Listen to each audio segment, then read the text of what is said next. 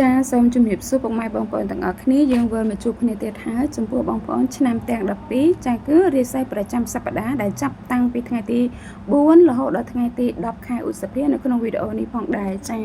អញ្ចឹងវីដេអូនេះគឺផ្ដោតសំខាន់ទៅលើបងប្អូនចាអំពូមីងទាំងអស់គ្នាដែលគាត់មានតែឆ្នាំហើយវាសក្តិនៅត្រង់ថាថ្ងៃណាបងប្អូនល្អហើយនៅក្នុងទិសណាបងប្អូនហេងក្នុងទិសណាបងប្អូនមិនហេង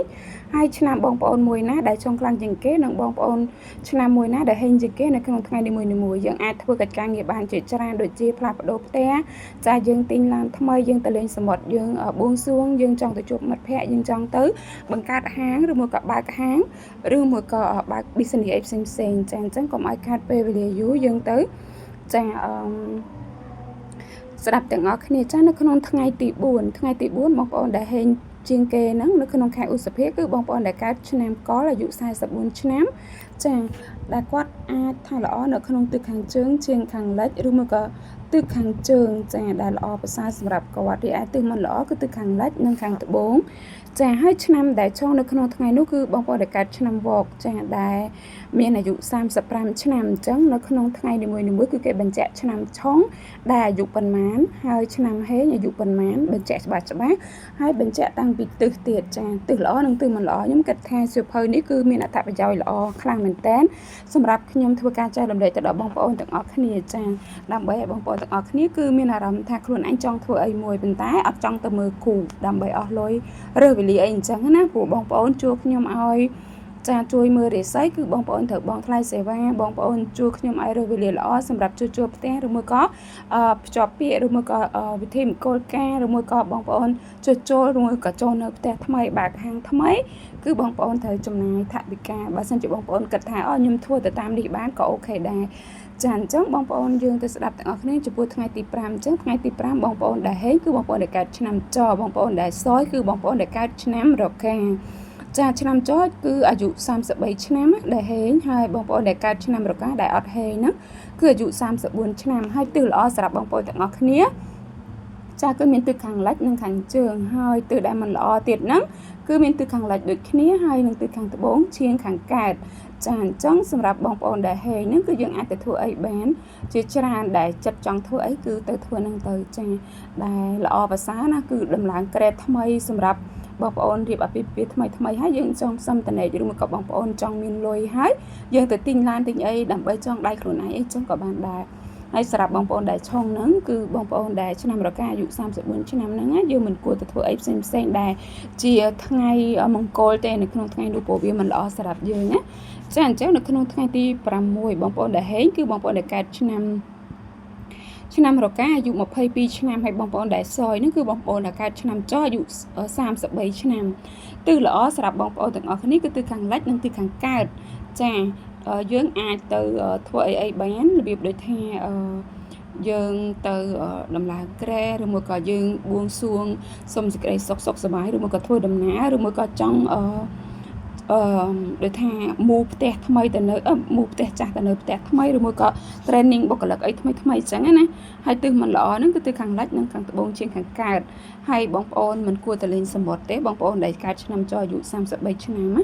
ចាមិនគួរទៅលេងសមុទ្រទេដែលគេបញ្ជាក់ហ្នឹងឬមួយក៏មិនបាច់ចាំទៅជួបគ្រូពេទ្យទេថ្ងៃហ្នឹងយើងអាចជួបពេទ្យល្អទេចាឬមួយក៏យើងចង់ផ្ដោតកិច្ចការងារសំខាន់ទៅលើរឿងអីមួយហ្នឹងក៏ចាំថ្ងៃផ្សេងទៅណាថ្ងៃហ្នឹងគឺមិនសូវជាល្អសម្រាប់យើងទេ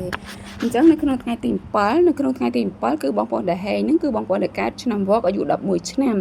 បងប្អូនដែលអត់ហេងហ្នឹងគឺបងប្អូនដែលកើតឆ្នាំកុរអាយុ32ឆ្នាំសម្រាប់ទិសល្អគឺទិសខាងលិចនិងទិសខាងកើតទិសមិនល្អចាគឺទិសខាងលិចនិងទិសខាងត្បូងឈៀងខាងកើតចាសម្រាប់ទិសដែលជាន់គ្នាអញ្ចឹងគឺមានន័យថាបងប្អូនដែលហេងហ្នឹងគឺគាត់នៅទិសខាងលិចឬមួយគឺទិសខាងកើតរីឯទិសខាងលិចដែលមិនល្អសម្រាប់គាត់ហ្នឹងគឺមានអាចថាមាន0អញ្ចឹងណាបងប្អូនចាអញ្ចឹងនៅក្នុងថ្ងៃទី7ហ្នឹងគឺគេបញ្ជាក់ថា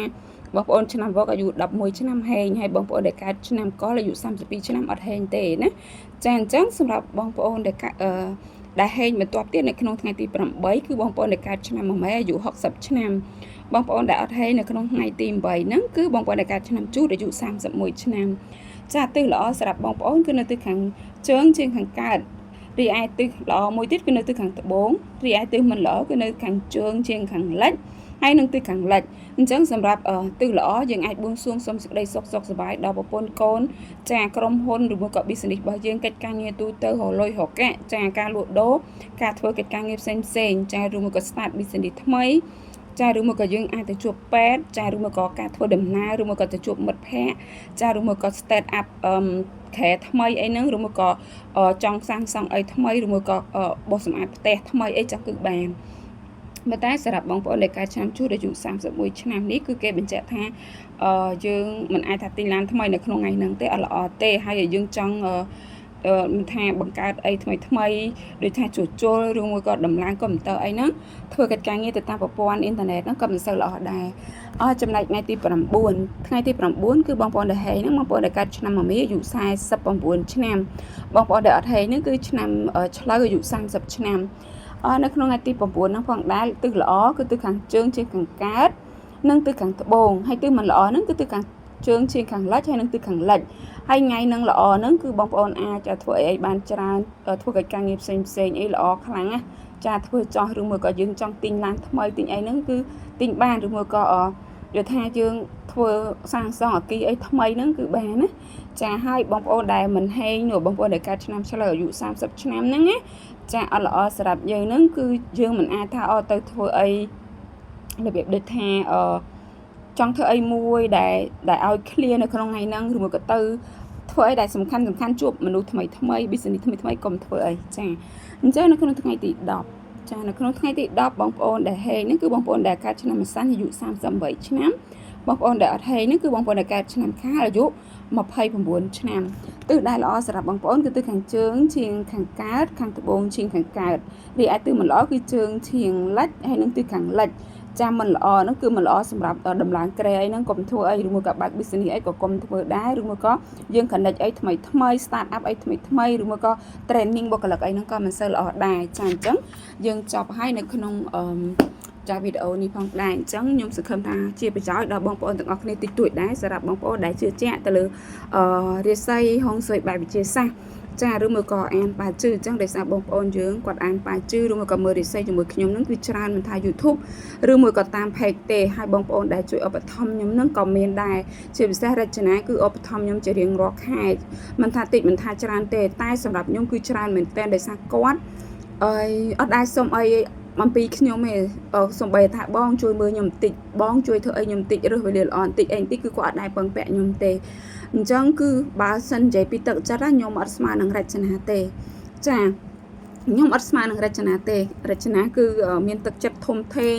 ធំជាងមហាសមុទ្រចាបើនិយាយពីទឹកចិត្តរចនាចំពោះមនុស្សទូទៅខ្ញុំគិតថាអញ្ចឹងដោយសារមនុស្សខ្ញុំគឺមានកម្រិតអញ្ចឹងណាមានកម្រិតគឺមិនល្អដូចរចនាទេព្រោះអីខ្ញុំ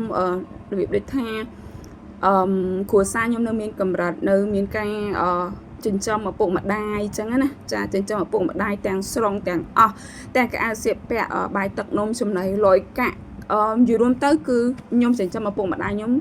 ទាំងពីរនាក់នឹងប្រៀបដូចជាកូនខ្ញុំអញ្ចឹងបើសិនជាខ្ញុំម្នាក់ឯងឬមួយក៏ខ្ញុំមានប្តីមានកូនតែម្ដងណាខ្ញុំអត់ចាំបាច់ទៅពេលខ្លះខ្ញុំខ្ជិលខ្ញុំអត់ទៅធ្វើការអត់អីចឹងបានតែចំពោះឪពុកម្ដាយយើងអត់អាចថាអត់បានទេចាព្រោះគាត់វាអត់ដូចជាកូនអត់ដូចជាប្តីយើងណាប្តីយើងថាឲ្យបានកូនយើងក៏យើងគិតថាយើងប្រចាំទៅរកស៊ីក៏បានដែរតែចំពោះឪពុកម្ដាយយើងមិនមានពាក្យថាទេយើងហត់យើងល្អូយើងអីខ្លះប៉ុន្តែយើងនៅតែទៅអញ្ចឹងណាតែរចនាគឺចិត្ត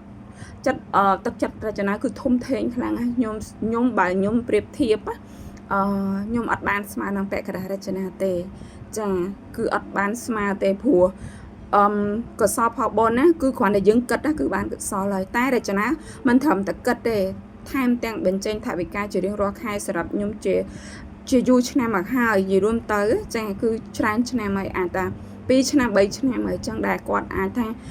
មួយខែបងញ៉ាំកាហ្វេមួយខែបងចូលឆ្នាំមួយខែបងញ៉ាំកាហ្វេអីអញ្ចឹងណាតែយើងអត់យល់ឡើងណាក៏ដោយក៏គាត់នៅតែផ្ញើឲ្យយើងដែរគុណបំណាច់នេះគឺ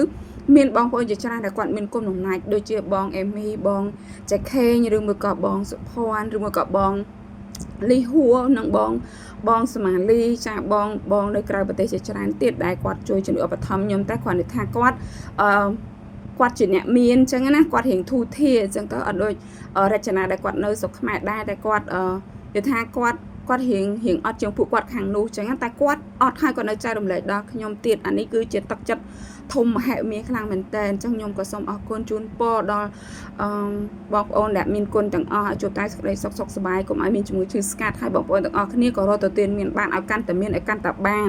ឲ្យកាន់តែមានសុភមង្គលក្នុងគ្រួសារជារៀងរហូតទៅចាបងប្អូនទាំងអស់គ្នា